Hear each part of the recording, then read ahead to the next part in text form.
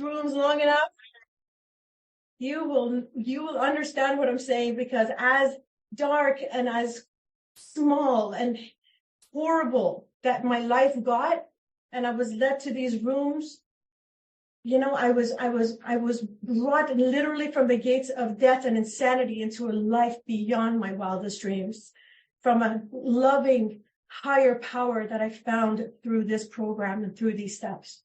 And for that, I am so grateful. You guys, I've been sober for 12 and a half years now.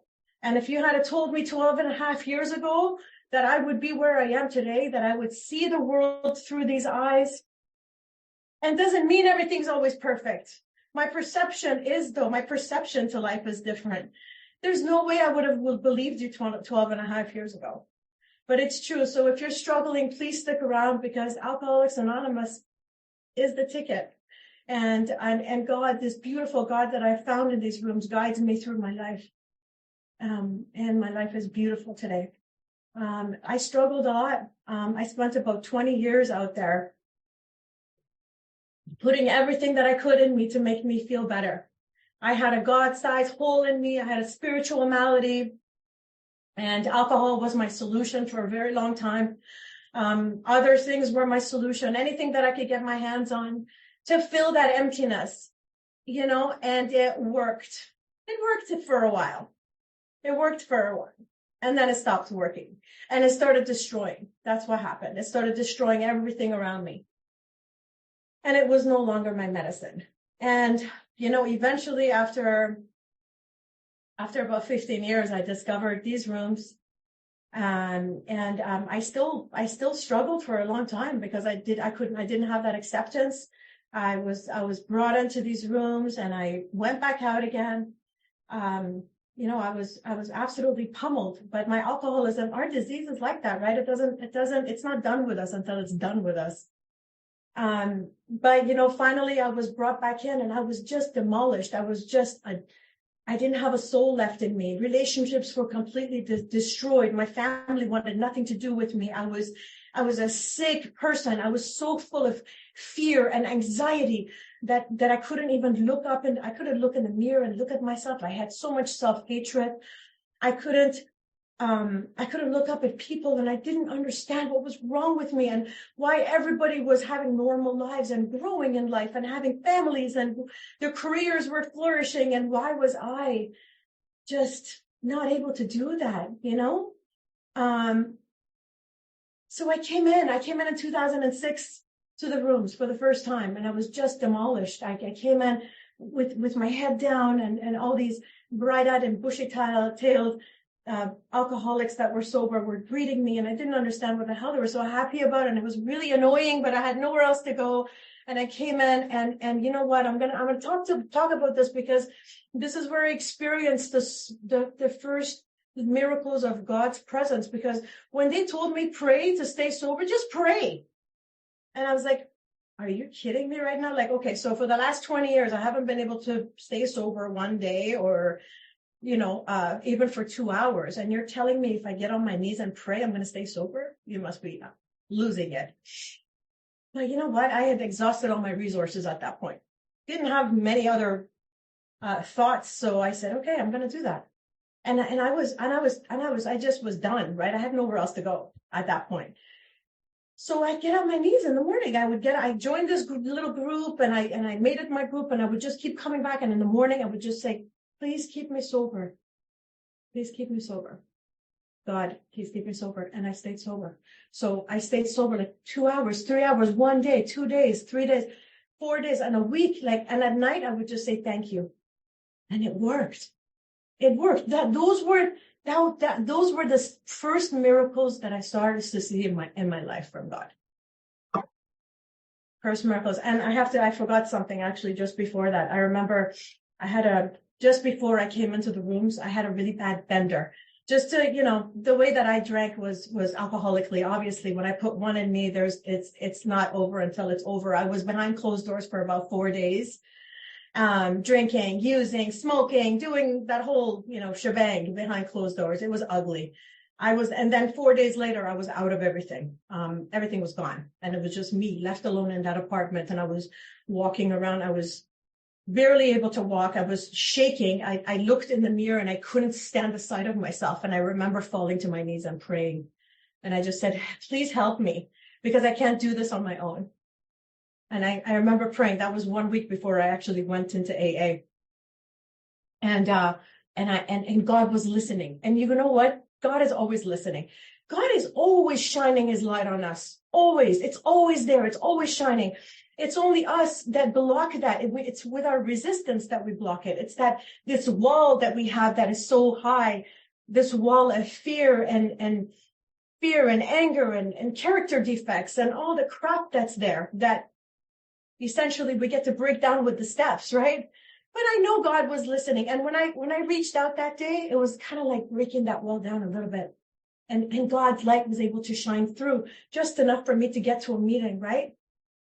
I got to a meeting and I heard about AA from this girl that I used to drink with. And I used to say, oh my God, AA. It sounds like a cult to me. So anyway, what happened is that I went in and I sobered up, guys. In 2006, I started to have a total shift. I joined this group. I got service. I started to do all this stuff. And I started my own business and I started to feel good, look good, and mending relationships and all kinds of stuff. And I thought I had it under control. I had about 9 months sober and I started to feel like I had it under control, which is a very big mistake because all we really have is a daily reprieve in this program. And we can't ever think that we're driving the bus. And that often happens with us alcoholics. My ego started to rebuild quick. And I thought, oh my God, maybe, I'm such an important businesswoman now. I don't need to go to as many meetings and, I don't need to work with my sponsor as much and I don't need to work with sponsees. And next thing you know, I'm at a party with a glass of wine in my hand because that's how this disease is. So anyway, long story short, I was out for 5 years. 1 foot in, 1 foot out. Until, and I was lying to everyone. I was telling everyone I was sober and I wasn't, I was drinking. I even took a 1-year medallion just to give you an idea of what a terrific liar I can be, standing up at the podium, thanking everyone for my sobriety. Meanwhile, I was drinking the night before. Yeah, that's the kind of alcoholic that I am.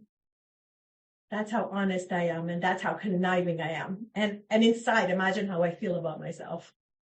So this continued for 5 years until I reached a disgusting bottom. And I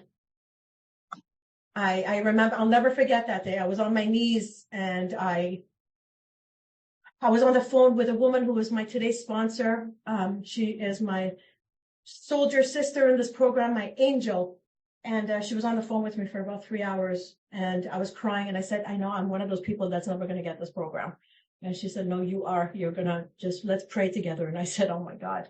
I was literally crying on the phone for 3 hours and she made me get up and we prayed and I went to a meeting and I was just wearing these dark glasses and I just wanted to die. I just wanted to die. And, but guys, you know what? That was, I had that gift of desperation at that point, that beautiful gift of desperation.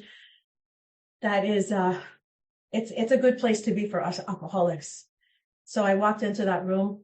I picked up my desire chip, and since then I have not felt the need to drink or use. And that was 12 and a half years ago. And but for the grace of God. But for the grace of God, and only because I dove in to the work with my tentacles deep in the program. I joined the group. I was hitting meetings twice a day, and I started to do the work, started to do the steps, and I started to wake up to myself as a result of the steps. I had a spiritual experience with a loving God as a result of the steps. Every step that I did, I broke that wall down, right? I'm writing down my fears, my resentments, all the crap that I've had my whole life. I get to, what a beautiful program that we have the ability to do that, right? And to see all the stuff that we have and to actually discuss them with a sponsor, to ask God to remove the character defects, to be able to go out into life and make amends and like win a piece of my soul back. Every amend that I make, win a piece of my soul back and be able to raise my head up with integrity and dignity evermore, right? And every day I'm continuing this work. I love myself a little bit more each day. And continuing to do the steps, which are, for me, the steps 10, 11, and 12 are the meat and potatoes of this program. Nourishing my relationship with my higher power, continuing to clean house, step 10, because my character defects are always coming back. I'm an alcoholic. I'm not like a saint. Oh my God, do I ever have character defects? You can ask Teresa. I'm a hothead. I'm reactive. I live with my mother, and she is my biggest teacher.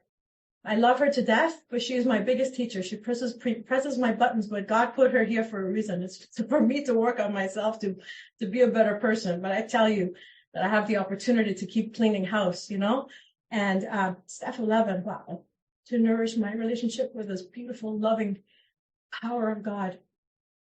First thing I do every morning is fall on my knees and I ask for guidance.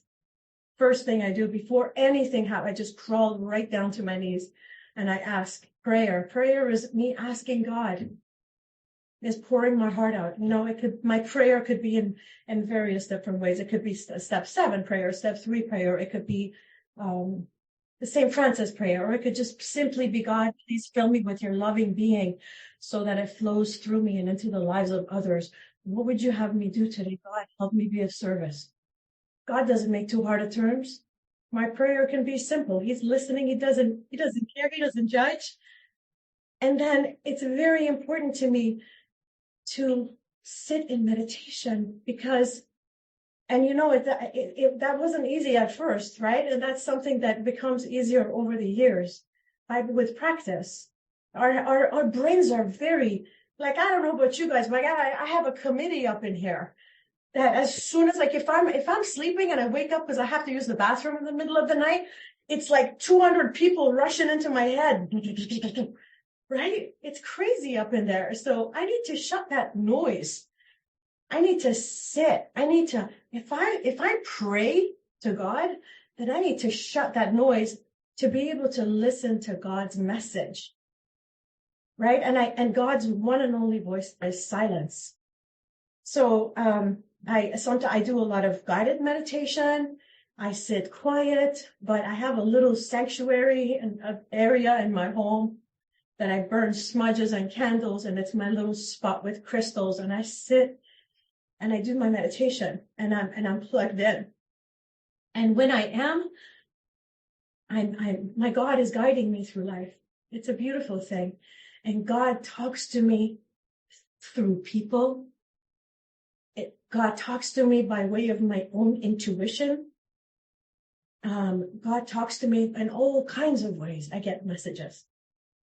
It's a beautiful thing. Guys, I have so many endless experiences that I've had that I'm going to share some with you guys that are just incredible God moments and in everything that I have in my life today as a result of my God in my life, my higher power.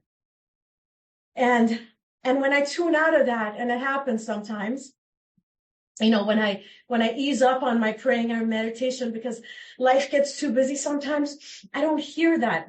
I don't have that same strong intuition. My character defects are louder. I'm uneasy. I'm discontent. I'm trying to run the show. I'm trying to manage everything on my own, and it's not nice. So it's not like I'm going to turn around and drink right away, but I become a lunatic pretty quickly. And my life is so big now. It's so full with so much stuff, and I have so many responsibilities that I can't manage stuff on my own. I need God guiding me. I need him. So I'll talk to you guys about some of the experiences, okay? I want to tell you a little story about what happened one night. I don't know, I was going through some issue with work. There was something going on with work. And in the morning, I woke up and I just was consumed with fear. I don't even remember what was going on, but it was really scary. It was like, I don't really have those mornings anymore because that's the way I used to always be. I would get up in the morning and so fearful of life that I just wanted to pull the blanket over me, but it's not like that anymore. I actually love getting up in the morning. I'm enthusiastic about life, and I can't wait to wake up and start my morning and get out there and whatever. But that morning was different. So I pulled up the blanket, and Ali, my husband, he was he would get up, he gets up at like 3, 4 in the morning and starts his prayer and all that kind of stuff. And usually he would be out the door by that time. It was like 6 in the morning or something. So I'm sitting there in bed and the door was slightly open and the lights were dim. Ali walks into the room and he's walking towards me and he sits beside me and he holds my hand and he says, baby, it's okay. Everything's okay. He says to me. And I just looked at him like, what is he doing? What is he talking about? And he just said, and whenever I'm worried about something, Ali will always say 1,000% everything's okay. And when he says that, I know it's going to be okay because he feels it inside. And then he said, 1,000%, don't worry, everything's okay. And guys, when that happened, I was like, I knew that was God. And all the fear that I was feeling just fell from me because I came so present to the God in my life. And then Ali just walked in and gave me this message out of nowhere. He had no idea what was going on. I had not talked to him about anything. He had no idea. He didn't know. That's incredible, right? Another time I got off of my meditation mat. And guys, my father got diagnosed with cancer when I got sober.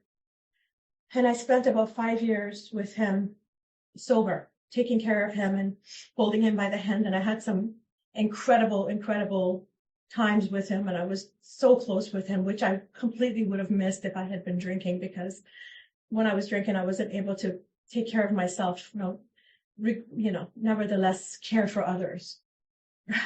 So it was pretty incredible. And so this story is, I got up from meditation and I called up my dad and I said, Daddy, we have to go to Washington to see your mom. He hadn't seen his mother in a few years, and she was in a home in the States. And he said, why? And I said, we just have to go. And at this point, he was in a wheelchair and he had a whole bunch of medicine. And I just said, we just have to go. I booked a flight. I went and picked him up and I wheeled him through the airport. We went to Washington to see my grandmother, and they hadn't seen each other. And it was just unbelievable, their reunion together. And then, we were there for a couple of days. And when we came back home, she passed away. And I knew why God was guiding me to do that. He had to say bye to his mother. And if he hadn't seen her before she passed, it would have been really, really heartbreaking for him. That was another God moment.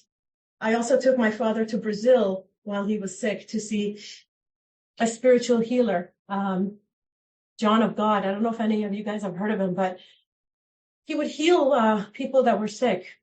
He would bring them back to health, and my father had cancer. So we took a journey to Brazil, me and my brother and my father, and I was 6 months pregnant, which is another story. I'll get to that after.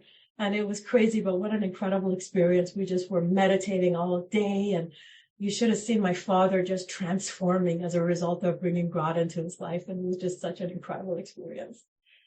So I met Ali in this program, who's my soulmate and my best friend, the love of my life. And we met in this program, and we fell in love. We got married a year later, and it was a dream wedding. And, we wanted to have a baby, and I was 40 at that time. And, the doctors were saying, ma'am, you're not going to get pregnant. You have like 5% chance of getting pregnant. And, Ali and I held hands in the doctor's office and said, but you don't know the God that we know. That's what we said. And I got pregnant. A year later, I got pregnant, and we have an 8-year-old boy who is beautiful and who lives in a sober home with us and prays with us, and we're happy and we laugh to the pit of our stomach. And we love life and we enjoy life. And guys, I'm pregnant again, actually, now. I'm 51 years old and I'm pregnant, 3 months. Yeah. So we've been trying for 3 months, right, Teresa? 3 years. We've been trying for 3 years. We wanted to have a second one, and everybody says to me, you're crazy. And Yeah. And everyone says you're crazy, but you know what? When God puts a desire in me for something, I keep taking action. And we went through a few IVFs that didn't work, and it was heartbreaking. And my head was talking to me, you're too old, you're not good enough, don't do this, why are you doing this? But there was something moving me to continue and not give up. And I kept going, and we got pregnant. So I'm 3 months pregnant right now with our second baby. And it's incredible, guys. And I'm going to tell you another little story just around that, because just a few days ago, I had a little scare and we were rushed to the hospital. And I found out that I had to be on bed rest. This just happened last week, and that there was threat of possible miscarriage. So I had to go on bed rest. And I was just devastated because I'm almost 3 months. And I know that there's a message in everything that happens. There's a message from God. Even if the experience is heartbreaking, there's a message in it. We just have to listen. And so I was basically, I am a type of person, I get up in the morning, I jump in my car, I go to my office in Toronto. I have a team that I run, and I'm growing my business. I'm hiring new staff. I'm doing all this. And then I come home and I'm taking care of I'm just go from morning to night. And it was like, you have to go to bed and you have to sit there. You can't do anything. And I'm like, whoa, okay. I'll do this.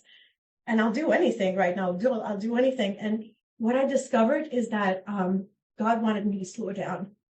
And what had happened is that I started to a little bit take my foot off the gas, because when I was trying to get pregnant, I was immersed in so much meditation and prayer and so in tune and connected with my God. And then I feel like then I got pregnant and I started to get busy with life, and I kind of veered away from it.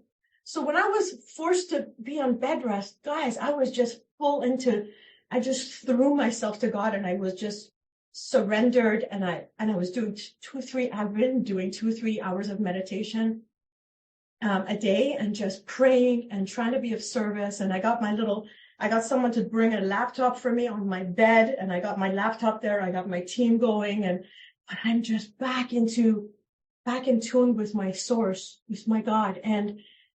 And I tell you that I'm not the type of person to for me to be sitting in my bedroom for 4 days and being okay with that.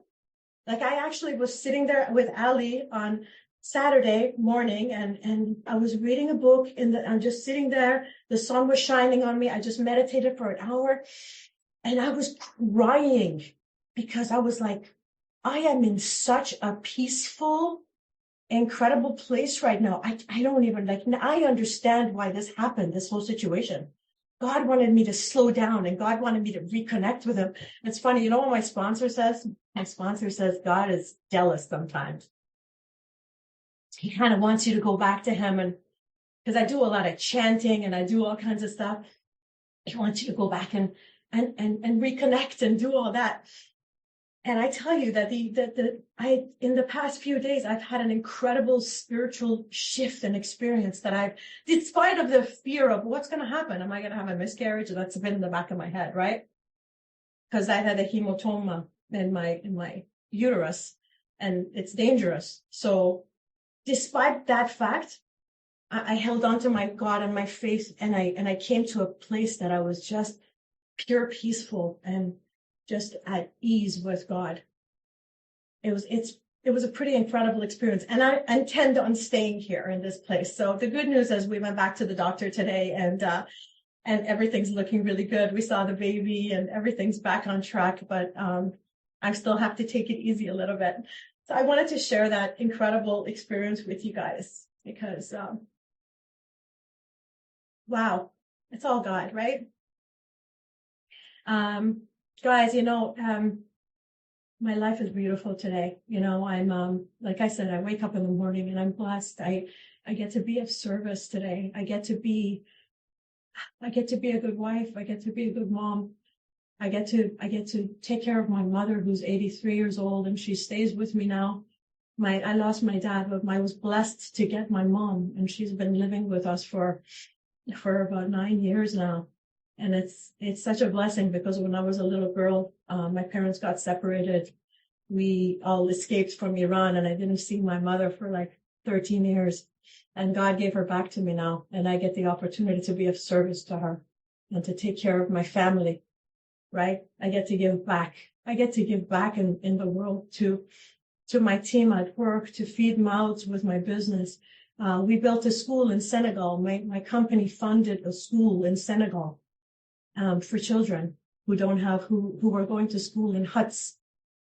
So this program for me is like, is about when I get on my knees and I pray and I get off my knees, I'm going to walk this program through my life.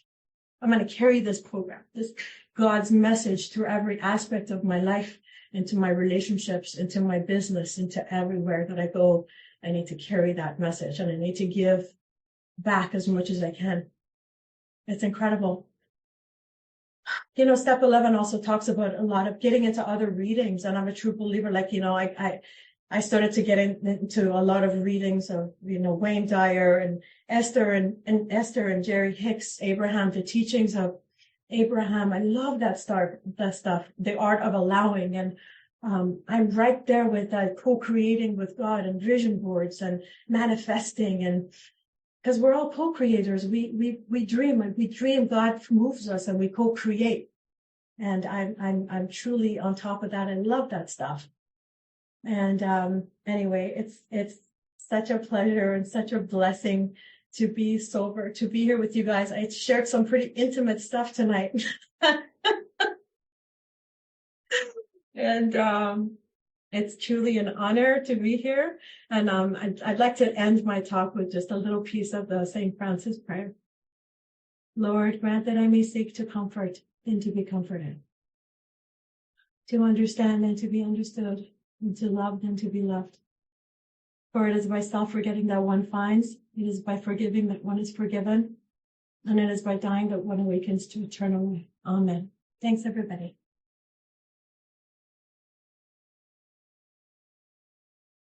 Again. Keep forgetting the recording part.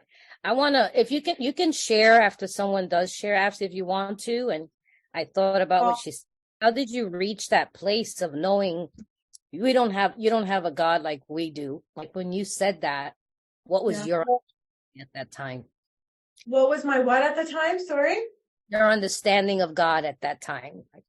Oh, wow. Well, you know, I'd seen enough miracles of God to have that kind of faith to know that this God it operates on a different level in this fourth dimension. There's things that you cannot explain. So for a human to sit there and say something is impossible for me, it's like, no, you don't say that. You don't know what God does, you know, because I had already seen so many of God miracles. Like the fact that I was able to stay sober is that miracle for an alcoholic like myself to be able to not have that obsession of drinking. Are you kidding me? That's God's work. And no, I don't believe anybody saying and any human saying to me something is impossible when I have the God that I have. So I had enough miracles in my back pocket to truly believe that and have that faith.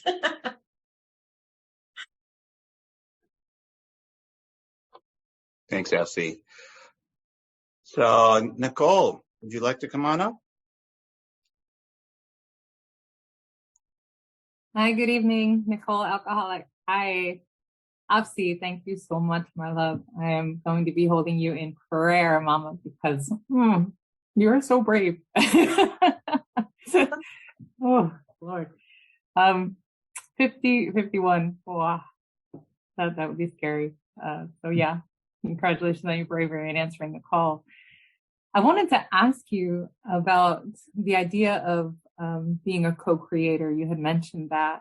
And yeah, I love that concept. And it is something that I came to at some point in my theological development. And I never really embraced it until I started thinking about step 11 and conscious contact and what am I doing here anyway? But I'm wondering if you could say a few more words about how you got to the idea of being a co-creator with God, especially coming through the program. Sure, absolutely. I can actually recommend a really cool book to you, Nicole, which is called Ask and It Is Given by Esther and Jerry Hicks. I'll put that in the chat later, but that'll really open you up to that, because we are all co-creators. We co-create with God. God puts desires in us and moves us to take actions through our lives and dream and have desires, beautiful desires. That's what this life is about. This life is supposed to be fun.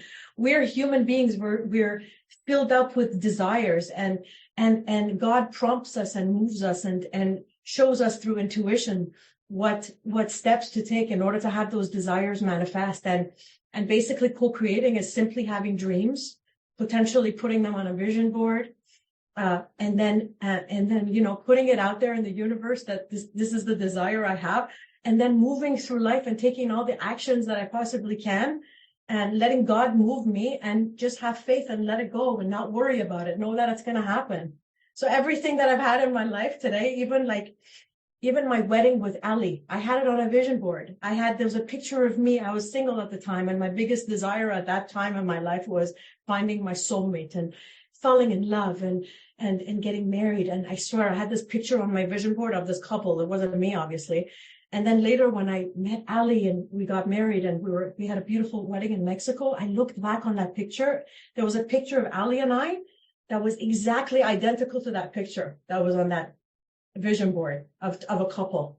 And I put my head, I take a picture of my face and I would slap it on there, and I would just visualize that, and just visualize, and you make yourself believe that it's your consciousness, you believe that it could be true. And a lot of other things that have come to fruition. Even the school in Senegal was on my vision board first. My wedding ring was on my vision board. Both of my babies are on my vision board. Right now, I'm looking at my vision board. Right now, it's in my office. I got baby pictures everywhere, guys. So I believe that we're co-creators. We co-create with God. God puts desires in us. We move through life and we take all the actions, and we don't stop, because I had my ass kicked, excuse me, but with this IVF, I had 4 IVFs.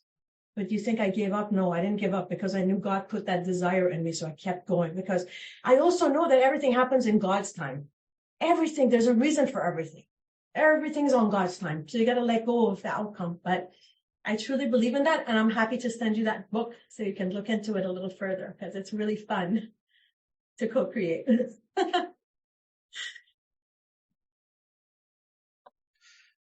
Thank you. Amanda, would you like to come on? Hi, my name is Amanda, and I'm an alcoholic. Thank you so much for sharing. I can identify so much with a lot of what you said. And I guess my question is, I used to do the vision board and all of that. And when you said the vision board and you chant and you have your crystals. And my question is, do you ever get discouraged about whether your chanting and your crystals is all in line with God or yeah? Do I ever get discouraged if I ever think if it's in line with God? Right, that it's not God's doing, that God don't want you chanting or worshiping. No, I think that, I truly believe that that's like I think God likes my chanting. I do certain chantings that's like, I do a Om chant at night. That's like saying, it's like a gratitude chant, Om, just simply saying thank you for everything I have in my life. I don't do that much chanting, but no, the crystals and the incense and all that kind of stuff, they're just little additives. They don't need to be there.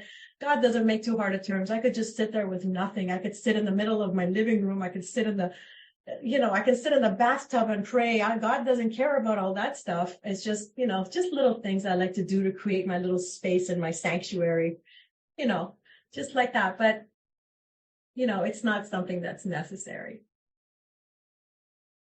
I hope that answers your question. Thank you.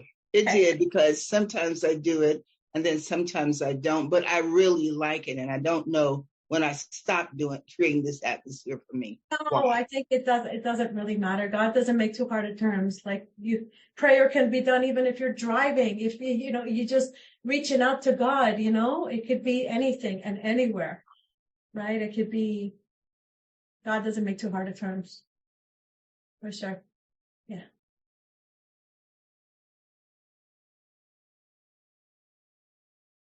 Thanks, Afsi. So we're looking for some hands. So if anybody else has any other questions or comments, go ahead and raise your hand while we're waiting. So Afsi, I have recently, I picked up a really old Tibetan sound bowl, and I'm trying to learn how to meditate. And I'm just wondering if you have any tips on meditating and if you have any experience with a sound bowl. Yeah, I tried that a few times. It wasn't something that I did a lot, but I don't know. For me, there's days that I can just sit and focus on my breathing. And you know what? Like when I first started meditation, it was definitely on guided meditation. There's lots of guided meditation that you can listen to. If you're having a very hard time sitting still and like just listening to your breath and sitting in silence, because that's really difficult for some people. And it was very hard for me. So I think that guided meditation, there's specifically a woman, her name is Kelly Howell. I love her stuff. And it's just like very soothing. And, the whole point of it is that my head gets clear, right? It's not, I don't have those thoughts and I'm just sitting with, other than that, I think it's just, if you're trying to sit in silence and meditate, I think you just work your way up to it. So you just even start with maybe a minute and then work your way to 2 minutes, work your way to 3 minutes. And you'll be surprised how gradually you can bring yourself up and be comfortable to sit in that space for longer periods of time and just focus on your breath. And you know what? That doesn't have to be perfect either. I don't think anybody has it perfect that they're sitting there with absolutely nothing coming. It just happens. But so, we get better at, realizing thoughts are coming and just clear and just observe the thoughts away sort of thing and just sort of sit. But I think it's like anything that with practice, it gets better. It's like when you go to the gym, you work out, right? You get stronger, you get better at doing something. And meditation is just like that. So with practice, you get better at it, you get more at ease, and you find yourself in this beautiful peace with God that it becomes almost addictive, that you just want to run to it. The past few days, it's been crazy for me, especially like just my situation at home is like, I'd be sitting on my bed working. And then when it's 5 o'clock, I'd just walk over to my office and I'd put on my candle and stuff and just tune in. And it was just, wow, it's like just getting plugged in, It's a beautiful place. But yeah, it's just give yourself some time and you'll gradually build yourself up. But try guided meditation too, because that helps. Thanks, Nathan. Yeah, thank you. Very inspirational. Allison, would you like to come on up? Hi, I'm Allie. I'm an alcoholic, a very shy alcoholic, but I wanted to participate in my recovery today. So I don't have a question, but I just really wanted to thank you so much for sharing your story. Just got to chill. So much of that just resonated with me, and I'm so grateful to my sponsor for guiding me to this meeting. It's exactly where I needed to be. So thank you so much. Allison, keep coming back. Thank you. So we have a call-in user. Do you have a name, and would you like to turn your camera on? Hi. Can you hear me? I can hear you. Yes. Who's talking? It's Rosina. My name is Rosina. I'm an alcoholic and an addict, gratefully recovering in this program. Thank you so much for your beautiful talk today. I've heard Ali's story in person, and just to have, this other part of his life come to life. I mean, he's talked about you as part of his recovery, and it's just really beautiful to hear your message. And I didn't really know about this whole other side, and to have it be brought to life in this message of the 11 step in our program is really beautiful. I'd like to have your contact information because I don't have access to the chat right now. I'm very curious about the text that you enumerated in your talk, and also I appreciate how you've talked about how those influences have been integrated into your daily practice of channeling God. And I just wanted to say thank you for bringing to light as well your relationship with your parents. I just recently lost a parent to cancer, and by the grace of God, I too was able to experience that in sobriety, and not just in sobriety, but also with the tools of this program. I just couldn't imagine, experiencing life the way I had for over 50 years with not just so much the substances, but really just not having that anchoring of a faith and the fellowship and all the tools that this program gives us. So I just want to say thank you. You're just really beautiful. Congratulations on your baby and your babies, and for you to share all those gifts with us, especially your faith, because if we don't have that,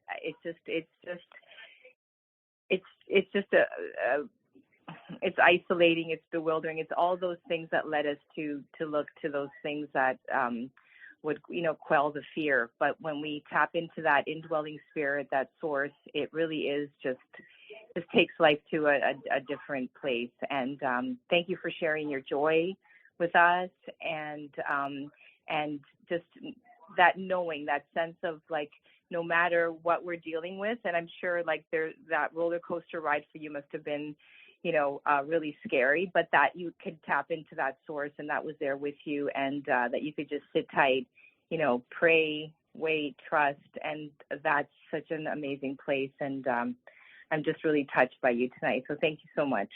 Thank you so much for sharing that. And I've just actually put my phone number on my screen here for you to connect with me, and anybody else who wants to connect with me. Actually, my phone number is right. Do you mind saying it, because I don't have access to the screen? Oh, I see. Sure. I'd love to be able to text you and get your list if possible. So 647-998 647-998-7637. 647-998 7637. Thank you so much for your message. You're welcome. I look forward to hearing from you. Awesome. Thank you. Thank you. All right, Calvin, you're up. Hello, everyone. My name is Calvin. I'm an alcoholic. Afsi. What a powerful message tonight. What a powerful message. A message of weight and depth. That's what I heard tonight, and it was a pleasure to meet you guys in August when I came up there to meet you and Darian, and just to be with Ali and all the people from Toronto. And that was a great, great, great weekend. But I was thinking about tonight, and I was thinking about how when you talked about, being still and know that I'm God, right? And that's where I'm at right now, is being still and knowing that I'm God. And that's what has happened when you said that God put you on bed rest and your spirit just took over. And I feel that, because sometimes I need something to slow me down and to put me back where I need to be. And it happens to me often through my sobriety. And you talked about it perfectly. And my God, and I like what Teresa said, behind every good man, there's a strong woman. Absolutely. Without doubt.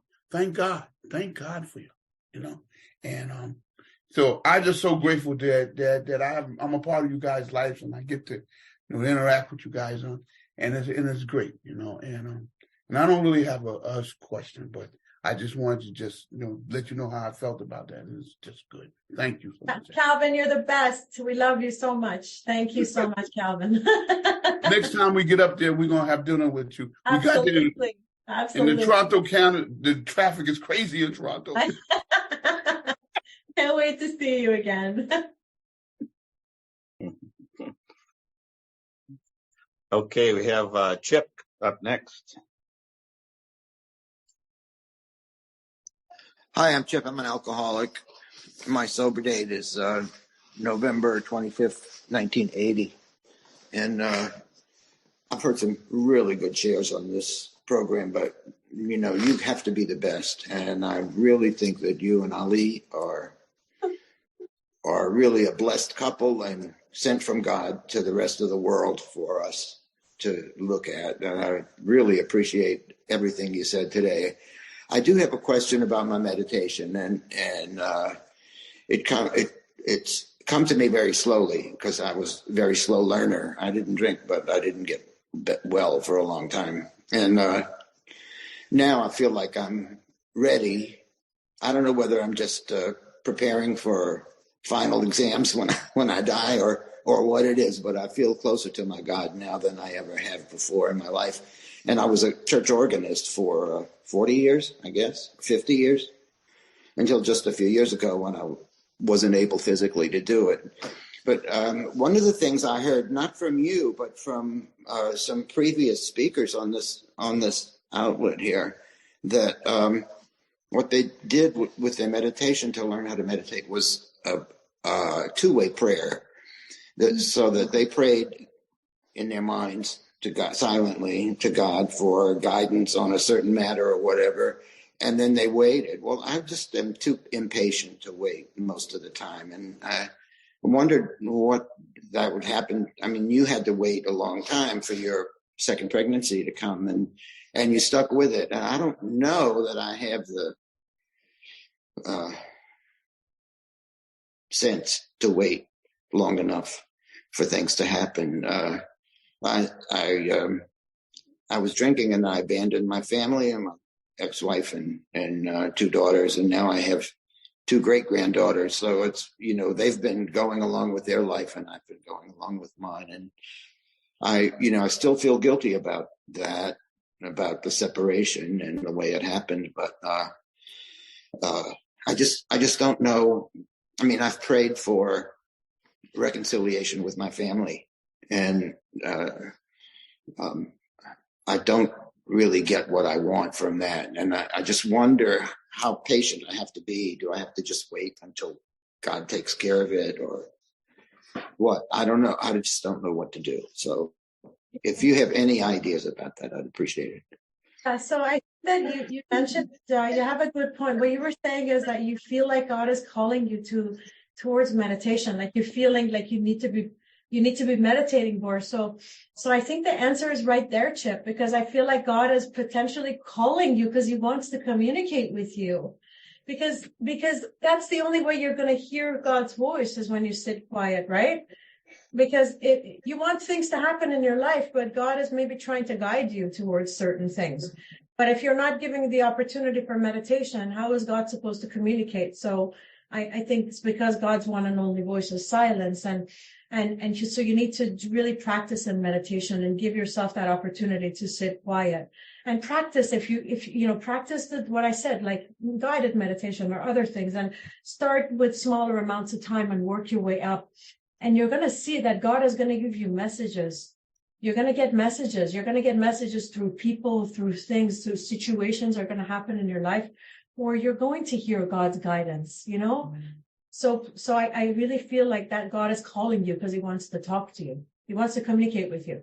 And as far as being patient, and, we're alcoholics, we want things to happen instantaneously. That's how it's always been. That's why, like before, when I have a drink and I feel great right away, and it doesn't work like that in sobriety. It's a whole different ball game. We need to learn patience. We need to learn that God has a plan. But it's not, God doesn't have a timeline. God doesn't have a watch. And we do as humans, because, I need to get this, but I need to get it now. Because if I don't get it, then my ego's not happy. But God doesn't care about that stuff. Like, we have a desire and we put it out there. And if it's God's will for us, it will manifest, but it will manifest in God's time. So that's what kept me going and through my IVF cycle of 3.5 years of getting my butt kicked and every time being devastated. And then I would pick myself up and I would say, it's God's time. God had a plan. Maybe there's a reason that didn't happen. But I know that I have this desire in me, and I wouldn't have this desire in me if God put that there. God put that desire in me. I know he did, because he's making me move. And I know when God is pulling me to do something. And so, yeah, I mean, it's just, having faith and not giving up, because I've seen it happen so many times in my life that something doesn't, I'm praying for something and I want something, but it doesn't happen then. It doesn't mean that God doesn't care about me or God's not listening. It just means it's not the time. And I just cannot give up. I got to keep going, and I just got to keep listening. I just got to stay tuned in to source. I need to stay plugged into source all the time so that I can hear his voice and his guidance. Keep praying and just be patient. And the key here, you know what the key is? To be happy in the now. The key is to be content in the now, because the now is all we have. The present moment is truly all we have. If we're not happy with what we have now, we're never going to get more in our lives. That's the ticket. The ticket is we have to be happy, not because our lives are perfect, but because we choose to see all the good that's in our lives. And so, the past few days, I was getting up in the morning. I was starting with gratitude. I was saying to myself, thank you for the roof over my head. Thank you for like I wasn't thinking about all the things that are missing and all the worries, but I was coming back with gratitude of everything that I have in my life today. And that's how we shift things and get on the right plane with God. It's in gratitude that we reconnect with God and source. And try to not think of things that we're missing in our lives, but all the blessings that we have in our lives today. I hope that helped, Chip. Thank you very much. And I'm very grateful for you tonight. So thank you again. Thank you, Chip. I'll try what you suggested, and I appreciate it very much. Thank you. Bye. Bye-bye, Chip. Okay, we're still looking for hands. So if anybody has something they'd like to share or a question. After you talked about God moments, I had a moment year and a half ago. My wife had asked me for a divorce, and I was, pretty much devastated, and I was on my knees, and I asked for, I said, what do I do? I kind of, I didn't know what to do. And so I was just asking for what to do. And my phone lit up and it said 10:20. And I took that as a message. Something's going to happen. October 20th, I think something's going to happen. And so it gave me a little bit of hope. It was just, I was able to let it go. And that was one of my God moments. And it just happened that October 20th, my wife and I reconciled. So it's those little things, we might miss them, but they're out there. Yep, that's just my little story. So Dolly, come on up.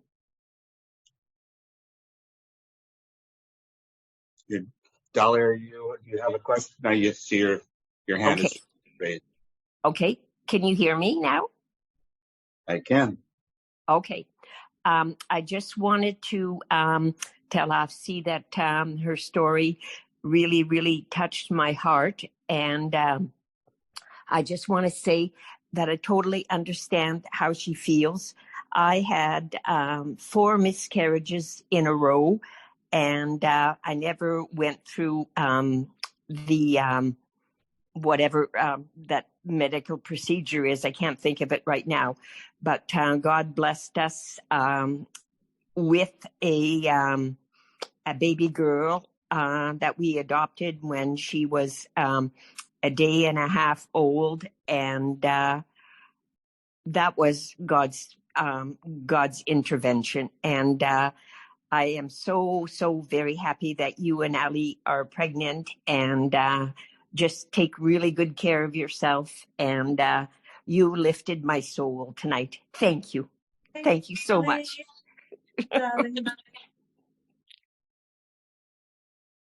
Thank you, Dolly. Thank you. So Libby, you're up next. Hi, thanks, Nathan. My name's Libby, and I'm an alcoholic in Whistler, British Columbia. I'm really happy to hear you today, Afsi. I was looking at the poster this morning on the Facebook page, and it didn't have a name, and I'm like, ooh, I wonder what he's going to do. it was it was God. It was all God. And I don't get a chance to get on this meeting often, but I do attend a lot of meetings, and you guys are around in the same places. So I'm really grateful. I'm just going to say this. There's so many parts of your share today that triggered, this. I came back to Alcoholics Anonymous on December 5th, 2012. I was at the end of a pier on December 4th, 2012, wanting to dive in and swim out into the Gulf of Mexico and not turn back. But a light flickered on and showed me that the tide was out. And I was so drunk, and I thought, I'm just going to get injured. I crawled back up to the house, and as I'm crawling back up to the house, I thought, I'm going home. I'm cutting this short. I'm going home, and I'm going back to Alcoholics Anonymous. And the next day I walked into a meeting that I'd never been to before back in Vancouver. So I'm so grateful. I looked around the room and I thought, what did I miss? I had 14 years of sobriety, and I took a drink, and I've shared at meetings before. I didn't have a wake up that morning and go, I'm going to get drunk today. I'm going to buy a bottle today. I'm walking back from the ladies' room. I'm the designated driver. And I picked up a drink. I bought a drink at the bar. And for 2 years, I spent drinking and trying to end things, end relationships, end life. And it was that moment on the pier where I went, I need Alcoholics Anonymous. And when I walked back into the meeting, I went, what did I miss? And I went, God. I had a beautiful relationship with my sponsor and thought I got God by osmosis because she was a God-loving woman, Lois McCann, and she's passed now, and I recognize that I never had my own relationship, which I have now, and I established that by listening to you, by listening to others, and what did they do? And I remember each and every day that I would go to any length for victory over alcohol. And the victory for me today and every day is this relationship and with this spiritual connection that I'm trying to build on and grow on, that I seek. My grand sponsor says, you're a seeker. We're seekers. And I'm so grateful on so many levels that I was able to jump on this meeting tonight and hear what you had to say. And congratulations. Thank you. Congratulations to you for many things, and congratulations to any newcomers or anyone who's coming back that happens to be on this meeting and fortunate enough to hear this. Thank you. Thanks, Libby. Michelle, you're up next. Hi. Boy, my name is Michelle. I'm an alcoholic. Thank you, Afsi. I just wanted to share something that happened today because, you're talking just about God's miracles and God being present and my December 1st, my husband and I were coming home from dinner, and we talked about going back to Scotland and at dinner, and we talked about getting a dog. And here's this dog on my lap biting me because he's 10 weeks old. And on the way home from the restaurant, met Noah. He died. And he was driving, and he said, I'm dying, and pulled off the road and put the car in park, and he died. And today, that was a little over 3.5 months ago now. Anyway, we were married 50 years with him for 54. Now I had to learn a new way to be. I'm sober 48 years, and I know that God is there, and I know that, I have a little laryngitis. My God is there, and God said, and my God directed me, talked about vision boards. I don't have vision boards that I actually put things on, but this puppy was one of the things that I knew I needed to have. But today I spoke at a meeting, and I put a timer on because it was a 20-minute share. And I always, if I had my timer on, I always would dismiss it once I would get to the 20 minutes. And it got to the 20 minutes and I didn't pay attention. All of a sudden, my husband's ring, and I was just mentioning how supportive he was of AA. He went to every meeting in the beginning with us. They were all open speaker meetings back then, and how supportive he was of Zoom. And then my timer finishes, and all of a sudden his ringtone from his phone started to play. And his ringtone was bagpipes playing Amazing Grace on his phone. And I was freaking out. I was like, I didn't even know I put that ringtone on his phone. And everybody said afterwards that, you know, John was sitting next to me during that meeting. But not only was John sitting next to me, God was sitting next to me. That was a God shot for me. It really was, you know, and I'm not the best meditator. But I do know one thing for sure, that God honors our prayers no matter how we say them, where we say them, when we say them. And I loved your, just so much of what you said. And I'm so thrilled about your baby. This is my baby, Noah. I'm too old to have those anymore. But thank you so much for sharing tonight. Thank you, Michelle. And I'm very sorry to hear about your loss. Thank you. Thanks, Michelle. Lorraine, come on up. Hi, my name is Lorraine and I'm an alcoholic. Hello, Afsi. It's such an incredible pleasure to meet you. And I, like probably everybody here, just loves your husband so very much. And I'm new to this meeting, just a few months. And I know when I found this meeting, I felt like I had really hit the mother lode. And I'm here every single Tuesday because I look so forward to seeing Calvin and Michelle and Ali and Nathan. And I love coming to this meeting. And so I joined the Facebook page. And so, of course, I was looking at pictures of you and your son. And I was like, oh, my God, his wife is so beautiful. So, you know, and he's so happy all the time. The man is just like exudes this just joy. And I see you now and I'm like, no wonder, look at these two. I mean, it's just like, wow, you know, so it's very beautiful. And I was, you know, listening to Michelle and your beautiful little dog that you have. And, you know, gosh, I don't know where you live, Michelle. I wish I lived closer to you because I'd like to be coming over for lunch and coffee and stuff and cooking and hanging out. But, I was thinking when you were sharing, Michelle, which prompted me to share that my dad was not a religious man. I think he was spiritual in his own way. And my family was Catholic. And, you know, Dad never went to church, but my aunts would always bring me because my mom wasn't around since I was 1 year old. But anyway, so I said to my dad one day, Dad, how come we don't go to church? And he said, listen, I just want you to know, Laura, if there's a God, he can hear you when you pray at the end of your bed at night when we say your prayers. God, if there is God, and he said, and I don't know if there is, but if there is, if it's God, he'll be able to hear you anywhere, anytime. And, you know, I was just a little kid and I took that with me my whole life. And that was a core belief of mine that wherever I would pray, I would be heard. And I just thought, what a great thing my dad did for me by saying that to me that day. And I haven't thought about that in many, many years. This is my second sobriety. I was sober, and I'm coming up on a year next Tuesday, actually.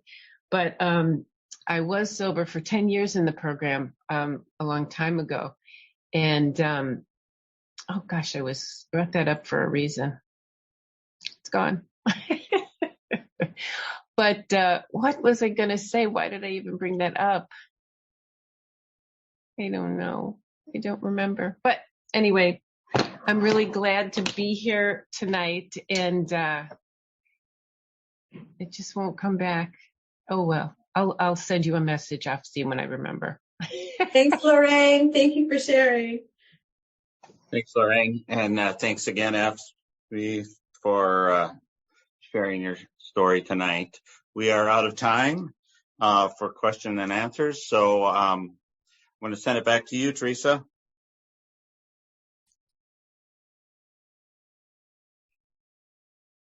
Teresa or